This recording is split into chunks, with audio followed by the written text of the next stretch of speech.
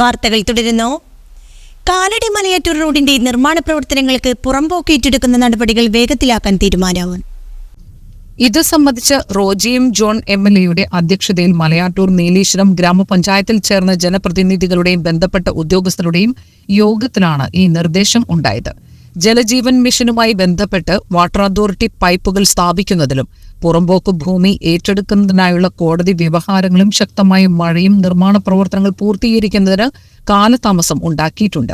പുറമ്പോക്ക് ഏറ്റെടുക്കുന്നത് സംബന്ധിച്ച് കോടതിയിൽ നിലനിൽക്കുന്ന കേസുകളിൽ തീർപ്പാവാതെ ഭൂമി ഏറ്റെടുക്കാൻ നിയമപരമായി കഴിയില്ല. ഇത് സംബന്ധിച്ച റവന്യൂ വകുപ്പിന്റെ സർവേ നടപടികൾ 2 ആഴ്ചയ്ക്കുള്ളിൽ പൂർത്തീകരിച്ച് കോടതിയിൽ സമർപ്പിക്കുവാൻ MLA നിർദ്ദേശിച്ചു. പുറമ്പോക്ക് സംബന്ധിച്ച് കോടതിയിൽ കേസുകൾ ഇല്ലാത്ത പ്രദേശങ്ങളിൽ കാനയുടെയും കൽവർട്ടുകളുടെയും നിർമ്മാണം എത്രയും വേഗം പൂർത്തീകരിക്കണം. കാലവർഷം അവസാനിക്കുന്ന മുറയ്ക്ക് BMBC നിലവാരത്തിലുള്ള ടാറിംഗ് ജോലികളും ആരംഭിക്കുന്നതായിരിക്കും. ബെന്നി ബെഹനാൻ MPയും റോജി എം ജോൺ MLAയും മുൻകൈയെടുത്താണ് കാലടി മലയാറ്റൂർ റോഡിന് CRIF പദ്ധതിയിൽ ഉൾപ്പെടുത്തി 22.75 കോടി രൂപ അനുവദിച്ചതും നിർമ്മാണം പുരോഗമിക്കുന്നതും. റോജി എം ജോൺ MLA അധ്യക്ഷത വഹിച്ച യോഗത്തിൽ deputy collector Shrimati Rachel K. Varghese, block panchayat president Kochuthresia Thankachan, panchayat പ്രസിഡന്റുമാരായ Wilson Koyikkara, Shaijan Thottappally, vice president Laiji Biju. Kalady Malayattoor റോഡിന്റെ നിർമ്മാണ പ്രവർത്തനങ്ങൾ വേഗത്തിലാക്കുന്നത് സംബന്ധിച്ചിട്ടാണ് യോഗം ചേർന്നത്. റോഡുമായി ബന്ധപ്പെട്ടുകൊണ്ട് നിരവധി പ്രദേശങ്ങളിൽ പുറമ്പോക്ക് ഏറ്റെടുക്കുന്നതിന് കോടതിയിൽ കേസുകൾ നിലനിൽക്കുന്നുണ്ട്. ചില കേസുകളിൽ കോടതി തീർപ്പായി നമുക്കത് ലഭിച്ചിട്ടുണ്ട്. അത് ഏറ്റെടുക്കുന്നതിന് വേണ്ടിയിട്ടുള്ള നടപടികൾ വേഗത്തിലാക്കും. പല പ്രദേശങ്ങളിലും കോടതി കേസുമായി ബന്ധപ്പെട്ട് താൽക്കാലിക സ്റ്റേ നിലനിൽക്കുന്നതുകൊണ്ട് നമുക്ക് തുടർ നടപടികളിലേക്ക് കടക്കാനുള്ള പ്രയാസമുണ്ട്. അപ്പോൾ അത് കോടതി വ്യവഹാരങ്ങൾ പൂർത്തീകരിച്ചതിന് ശേഷമായിരിക്കും ഏറ്റെടുക്കാൻ നിയമപരമായിട്ട് സാധിക്കുകയുള്ളൂ.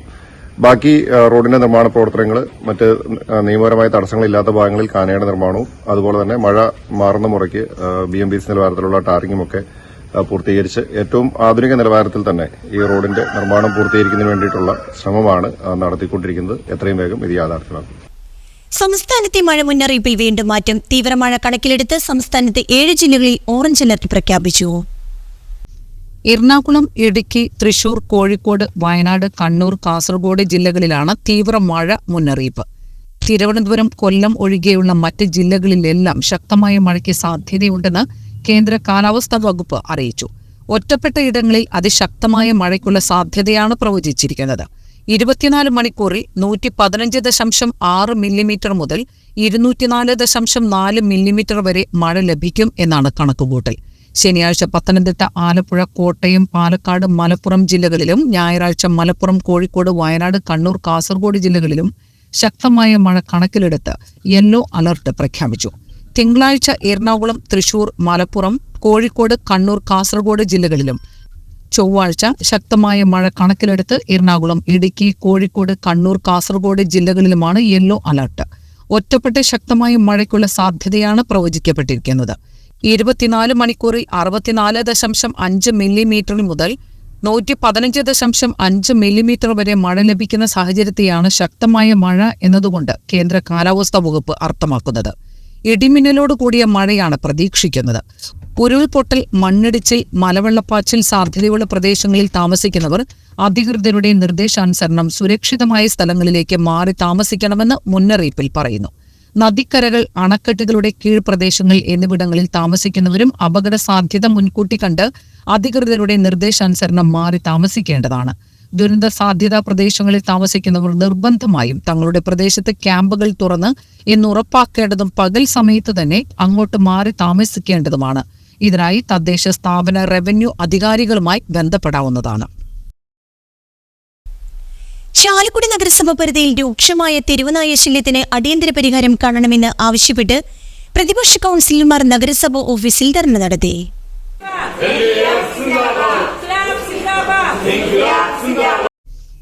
LDF parliamentary party leader CS Suresh ഉദ്ഘാടനം ചെയ്തു. ഡെപ്യൂട്ടി ലീഡർ ബിജി സദാനന്ദൻ അധ്യക്ഷയായി.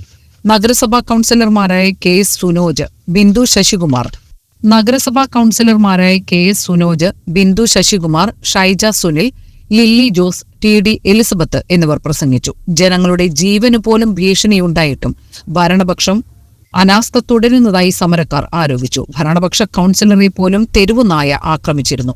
ജനങ്ങളുടെ ജീവന് വില കൽപ്പിക്കുക, തെരുവ് നായ്ക്കൾക്കുള്ള ഷെൽട്ടർ ഉടൻ നിർമ്മിക്കുക, തെരുവ് നായ വിഷയത്തിൽ അധ്യക്ഷന്റെ അനാസ്ഥ അവസാനിപ്പിക്കുക തുടങ്ങിയ ആവശ്യങ്ങൾ ഉന്നയിച്ചായിരുന്നു ധർണ. ലോകദിനമാണ്, നായ ലോകദിനമാണ്. ഈ കഴിഞ്ഞ 26-ാം തീയതി ഞങ്ങൾ 26-ാം തീയതി വെക്കാൻ പോയതാ. അന്ന് ഇത് വേണ്ടാന്ന് വെച്ചിട്ട് ഞങ്ങൾ മാറ്റിവെച്ച്. അപ്പോ ഈ ചെയർമാൻ ഈ സൂചനാ സമരം കണ്ടില്ല എന്ന് നടിക്കുകയാണെങ്കിൽ ഞങ്ങൾ ശക്തമായിട്ടുള്ള സമരം പുറത്തു തുടങ്ങും. അത് ചാലക്കുടിയിലെ മുഴുവൻ ജനങ്ങളും ഞങ്ങൾ എല്ലാവരുമായിട്ട് സംസാരിച്ചിട്ടുണ്ട്. സംസാരിച്ച മുഴുവൻ പേരും ഈ സമരത്തിന് പങ്കാളിയാവാന്ന് പറഞ്ഞിട്ടുണ്ട്. ഇതിൽ രാഷ്ട്രീയമില്ല. ഇത് ജനങ്ങൾ എല്ലാവരും കൂടി ചെയർമാന്റെയും ഭരണപക്ഷത്തിന്റെയും കണ്ണു തുറപ്പിക്കാനുള്ള ഒരു സമരമാണ്. ആന്റണി എന്ന് പറയുന്ന ഒരാള് വെളുപ്പിന് 3 മണിക്ക് ട്രാൻസ്പോർട്ട് സ്റ്റാൻഡിൽ നിന്ന് വരികയായിരുന്നു. വരുന്ന വശം ഒരു പട്ടി ഓടി വന്ന് മുമ്പിൽ ചാടുകയും അദ്ദേഹം തെറിച്ചു വീണ് വളരെ ഗുരുതരാവസ്ഥയിൽ നാക്ക് പോലും മുറിഞ്ഞു. ഒരു 5.5 ലക്ഷം രൂപ ചെലവായി ഹോസ്പിറ്റലിൽ 1 മാസത്തോളം ഹോസ്പിറ്റലിലായിരുന്നു. ഒരുപാട് അപകടങ്ങളാണ് അദ്ദേഹത്തിന് ഈ നായയിൽ മൂലം ഉണ്ടായത്. പല്ല് പോയി, നാവ് മുറിഞ്ഞ് പോയി, സ്റ്റിച്ചിട്ട് ഏകദേശം ഒരു 2-3 മാസത്തോളം അദ്ദേഹം റെസ്റ്റിലായിരുന്നു. ട്രാൻസ്പോർട്ട് സ്റ്റാൻഡിൽ വെച്ചായിരുന്നു അന്ന് അപകടം ഉണ്ടായിരുന്നത്. തികച്ചും വളരെ പേടിയോടുകൂടിയാണ് ഓരോ ദിവസം മുന്നോട്ട് പോയിക്കൊണ്ടിരിക്കുന്നത്. കാരണം വെച്ചാൽ ഏത് തെരുവായ നമ്മൾ ആക്രമിക്കുന്ന ഒരു ഉറപ്പ് നമുക്ക് കിട്ടുന്നില്ല. കാരണം എപ്പോൾ ആണെങ്കിലും ആക്രമിക്കാം. ഇന്നലെ തന്നെ വൈകിട്ട് നമ്മുടെ ജംഗ്ഷനിൽ 2-3 നായ്ക്കള് പേ പിടിച്ച അവസ്ഥയിലായിരുന്നു വിദ്യാർത്ഥികളെ ആക്രമിച്ചുകൊണ്ടിരുന്നത്. പക്ഷെ ഒരാൾ പോലും അതിനെതിരെ ആ തെരുവായ്ക്കളെ അവർക്ക് ഓടിപ്പിക്കാനുള്ള നടപടി നമുക്ക് ഉണ്ടാകുന്നില്ല. ഇവിടെ കഴിഞ്ഞ 2-3 വർഷം മുമ്പ് മൃഗാശുപത്രി പണിയുടെ ഭാഗമായിട്ട് അവിടെ ചെറിയൊരു ഷെൽട്ടർ ഉണ്ടായിരുന്നു. ആ ഷെൽട്ടർ പൊളിച്ചിരിക്കുമ്പോൾ നമ്മൾ അന്ന് കൗൺസിലറുടെ ആവശ്യമാണ് ചാലക്കുടി നഗരസഭ പ്രദേശത്തെ പല സ്ഥലങ്ങളിലും ഷെൽട്ടർ പണി നമുക്ക് പ്രാദേശികമായിട്ട് പണിയുകയോ അല്ലെങ്കിൽ പൊതുവായിട്ടൊരു പണി കിട്ടോ ഈ വരുന്ന തെരുവായ്ക്കളെ അവളെ പ്രാർത്ഥിച്ച് അവരുടെ ആയിട്ടുള്ള ചികിത്സ കൊടുത്ത് അവരെ പുറത്തേക്ക് വിടണമെന്ന് പറഞ്ഞത്. പക്ഷേ ഇതുവരെ 3 വർഷമായി ഒരു ഷെൽട്ടർ പോയിട്ട് ഇതുവരെ പുതിയ ഷെൽട്ടർ സ്ഥാപിക്കാൻ നമുക്ക് കഴിഞ്ഞിട്ടില്ല. കഴിഞ്ഞ വർഷം 2022 പ്രൊജക്ട് പ്രകാരം എല്ലാ നായ്ക്കൾക്കും ലൈസൻസ് കൊടുക്കുന്ന പദ്ധതി നൽകും. വളരെയധികം ഫണ്ട് മേടിച്ചിട്ടാണ് ഓരോ നായ്ക്കൾക്കും ലൈസൻസ് കൊടുത്തത്. ലൈസൻസും ചിപ്പ് ഘടിപ്പിച്ച് നായ എവിടെ പോകുന്നുണ്ടെങ്കിൽ ചിപ്പ് ഘടിപ്പിച്ച് ഞങ്ങൾക്ക് അറിയാൻ പറ്റുന്നതാണ് ചിപ്പ് ഘടിപ്പിച്ച് തുടങ്ങി. ഈ നായ എവിടെ പോയിരുന്നോ ഈ ചിപ്പ് എവിടെ പോയിരുന്നോ നമുക്കിപ്പോൾ കാണാൻ കഴിയില്ല. കാശും പോയി, ചിപ്പും പോയി, പട്ടിയും പോയി. പട്ടി ആരെ വീട്ടിലുണ്ടെന്ന് നമുക്ക് നോക്കി കണ്ടുപിടിക്കണമെങ്കിൽ വേറെ വല്ല റഡാറും കൊണ്ടുവരണം. ആ അവസ്ഥയിലാണ് ഇപ്പോൾ ഇവിടെ ഉള്ളത്. പിന്നീട് അതിന്റെ തുടർ പ്രവർത്തനം ഒന്നും ഉണ്ടായിട്ടില്ല. ആ ഫണ്ട് പിരിച്ചു, ആ ഫണ്ട് ഇവിടെ എടുത്തു വെച്ചു, ഫണ്ട് എന്തിനു ഉപയോഗിച്ചു എന്നൊന്നും നമുക്കറിയില്ല. 2022-23 പ്രൊജക്ട് പ്രകാരം തെരുവ് നായകൾക്കും വാക്സിനേഷൻ നൽകുക, അതോടൊപ്പം തന്നെ നമ്മുടെ വളർത്തു നായകൾക്ക് ലൈസൻസ് കൊടുക്കുക എന്നുള്ള പദ്ധതി മറ്റെല്ലാ നായകൾക്കുള്ള ഷെൽട്ടർ പണിയുക.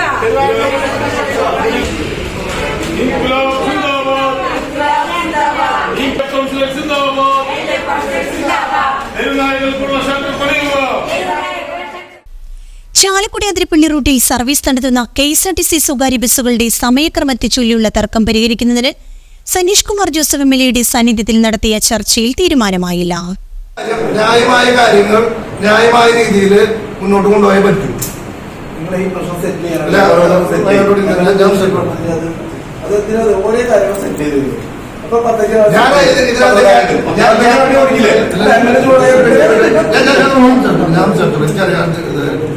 ഞാൻ ഇതിനകത്ത് KSRTCക്കോ പ്രൈവറ്റ് ബസ്സിനോ അനുകൂലമായിട്ടൊന്നും സംസാരിക്കും. ന്യായമായ കാര്യം പറഞ്ഞു. ഇവിടെ ഓടിക്കൊണ്ട് ഇത് രണ്ടും ഇവിടുത്തെ ജനങ്ങൾക്ക് ആവശ്യമുള്ള സർവീസാണ്. ഇരു കൂട്ടരും തമ്മിൽ വാദപ്രതിവാദങ്ങളും ബഹളവുമുണ്ടായി. ഒടുവിൽ പ്രശ്നപരിഹാരത്തിന് ഉപസമിതിയെ നിയോഗിക്കാനും സെപ്റ്റംബർ 3 മോട്ടോർ വാഹന വകുപ്പ് joint RTO, Athirappilly panchayat president, bus ഉടമ സംഘടനാ പ്രതിനിധികൾ, KSRTC ATO എന്നിവർ പങ്കെടുക്കുന്ന യോഗം നടത്തി പ്രശ്നം പരിഹരിക്കാനാണ് തീരുമാനം. കോവിഡ് കാലഘട്ടത്തിന് ശേഷം ആരംഭിച്ച സർവീസുകളുടെ കാര്യത്തിൽ പുനഃപരിശോധന നടത്താനും തീരുമാനിച്ചു. KSRTCയും സ്വകാര്യ ബസ്സുകളും അടുത്തടുത്ത സമയങ്ങളിൽ ഒരേ റൂട്ടിൽ സർവീസ് നടത്തുന്നത് ഇരു കൂട്ടർക്കും നഷ്ടത്തിനും തർക്കങ്ങൾക്കും വഴിയൊരുക്കും എന്ന അഭിപ്രായമാണ് യോഗത്തിൽ പൊതുവെ ഉയർന്നത്. സമയക്രമത്തിൽ മാറ്റം വരുത്തി പ്രശ്നം പരിഹരിക്കാം എന്നാണ് MLAയും മോട്ടോർ വാഹന വകുപ്പും ചൂണ്ടിക്കാട്ടിയത്. ബ്ലോക്ക് പഞ്ചായത്ത് പ്രസിഡന്റ് വേണു കണ്ടിരുമഠത്തിൽ, Athirappilly panchayat president Athira Devarajan, joint RTO Joyson, ATO Sunil, bus operators forum സംസ്ഥാന ജനറൽ സെക്രട്ടറി ജോൺസൺ പയ്യപ്പള്ളി, മേഖലാ president Joshi Pazhayi, motor transport operators association മേഖലാ പ്രസിഡന്റ് ഷിബു ആട്ടക്കാരൻ, സെക്രട്ടറി ലിസൻ മാടാനി എന്നിവർ പങ്കെടുത്തു. ഇത് അങ്ങോട്ടും ഇങ്ങോട്ടും ഓടിച്ച് ഇത് നഷ്ടത്തിലാക്കി ഇതങ്ങോട്ട് എല്ലാം കൂടെ കൂട്ടാനുള്ള രീതി അത് നിങ്ങളുടെ യൂണിയൻ അവിടെ നടത്തിയാൽ മതി. ആ രീതി ഇവിടെ പറ്റില്ല. ന്യായമായ കാര്യങ്ങൾ ഇവിടെ കൊടുത്തിട്ടുള്ള സർക്കാർ നിയമപരമായി കൊടുത്തിട്ടുള്ള പെർമിറ്റുകൾ, ആ പെർമിറ്റുകളിൽ അഡീഷണൽ ആയിട്ട് നിങ്ങൾ ടൈം കാര്യങ്ങൾ നോക്കാതെ നിങ്ങൾ നിർത്തുന്നുണ്ടെങ്കിൽ ആ സർവീസ് ആ ടൈം ക്രമീകരിക്കണം എന്നേ പറഞ്ഞുള്ളൂ, നിർത്താനല്ല പറഞ്ഞത്. ആ ടൈം ക്രമീകരിച്ച് വണ്ടികൾ കൊണ്ടുപോകണം. നിങ്ങൾക്ക് നേരത്തെ KSRTC ആണ് ആദ്യം ഓടിക്കൊണ്ടിരുന്ന സർവീസ് എങ്കിൽ ആ KSRTC ഓടണം. 5 മിനിറ്റ് RTA കൊടുത്തിട്ട് 5 മിനിറ്റ് ഓടിയാൽ മതി. ഇതാണ് പറഞ്ഞ കാര്യം. അതിനെ വഴി തിരിച്ചു വിട്ടിട്ട് തെറ്റിദ്ധാരണജനകമായ വർത്തമാനം കൂടെ പറയാൻ നോക്കണ്ട, അതിൽ സംസാരിക്കാൻ വേണ്ട. ഉണ്ടെങ്കിൽ തീരാം, അല്ലെങ്കിൽ ന്യായമായ തീരുമാനം. അത് അതിന്റെ തീരുമാനോട് പറഞ്ഞു കഴിഞ്ഞു. ഒന്ന് KSRTCക്ക് പെർമിറ്റ് ഉണ്ടായിരുന്നെങ്കിൽ, കോവിഡിന് മുമ്പ് ഉണ്ടായിരുന്ന പെർമിറ്റ് ഉണ്ടെങ്കിൽ ആ പെർമിറ്റ് ഫസ്റ്റ് പ്രയോറിറ്റി KSRTC നിങ്ങൾക്ക് ഓടിക്കാം. അവരുമായിട്ട് 5 മിനിറ്റ് ഗ്യാപ്പ് ഉള്ളൂ, അവർക്ക് കൊടുക്കാൻ RTA കൊടുക്കാൻ 5 മിനിറ്റ് ഗ്യാപ്പ് ഉള്ളെങ്കിൽ അത് മാറ്റാൻ ഞാൻ പറയുന്നില്ല. കോവിഡിന് ശേഷം നമ്മൾ ഏകപക്ഷീയമായി പുതിയ ടൈം ഷെഡ്യൂൾ നമ്മളിട്ട് ഈ 5 മിനിറ്റ് ആണ് ഗ്യാപ്പ്, 5-6 മിനിറ്റ് ഗ്യാപ്പ് എന്നുള്ള രീതിയിൽ നമ്മൾ പുതിയതായിട്ട് ടൈം ഷെഡ്യൂൾ ഉണ്ടാക്കിയിട്ടുണ്ടെങ്കിൽ അത് തുടർന്നുകൊണ്ട് പോകാൻ പറ്റില്ല. അത് തുടർന്നുകൊണ്ട് പോകണമെന്നുണ്ടെങ്കിൽ നിങ്ങൾ ധാരണ ഉണ്ടാക്കി ആർക്കാണ് മുമ്പുണ്ടായിരുന്നത് പറഞ്ഞിട്ട്. കേന്ദ്ര ടെക്സ്റ്റൈൽ മന്ത്രാലയത്തിന് കീഴിലുള്ള apparel training and design centre Kannur Taliparamba സെന്ററിൽ 3 വർഷം ദൈർഘ്യമുള്ള ഫാഷൻ ഡിസൈൻ ആൻഡ് റീറ്റെയിൽ എന്ന ഡിഗ്രി കോഴ്സിലേക്കും 1 വർഷം ദൈർഘ്യമുള്ള ഫാഷൻ ഡിസൈൻ ടെക്നോളജി എന്ന ഡിപ്ലോമ കോഴ്സിലേക്കും ഒഴിവുള്ള സീറ്റുകളിലേക്ക് സ്പോട്ട് അഡ്മിഷൻ നടത്തുന്നു. +2 പാസ്സായ വിദ്യാർത്ഥികൾ apparel training and design centre KINFRA textile centre Nadukani Pallivayal PO Taliparamba Kannur 650142 എന്ന വിലാസത്തിൽ ബന്ധപ്പെടുക. ഫോൺ 8501030362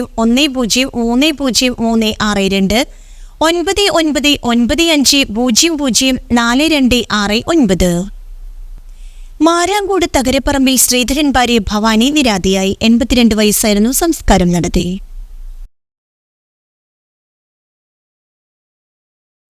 പ്രധാന വാർത്തകൾ ഒരിക്കൽ കൂടി.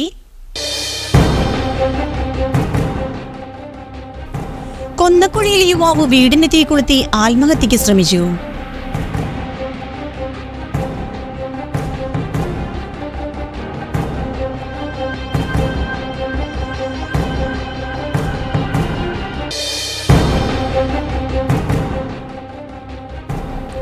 കനത്ത മഴയിൽ ജലനിരപ്പ് ഉയർന്ന പശ്ചാത്തലത്തിൽ കേരള ഷോളയാർ ഡാം തുറന്നു.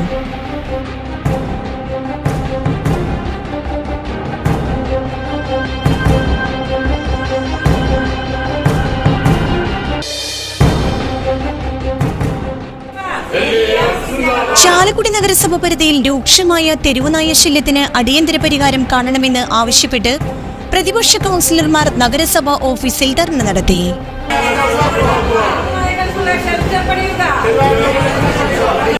ഇതോടെ വാർത്താ ബുള്ളറ്റിൻ സമാപിച്ചു. നമസ്കാരം.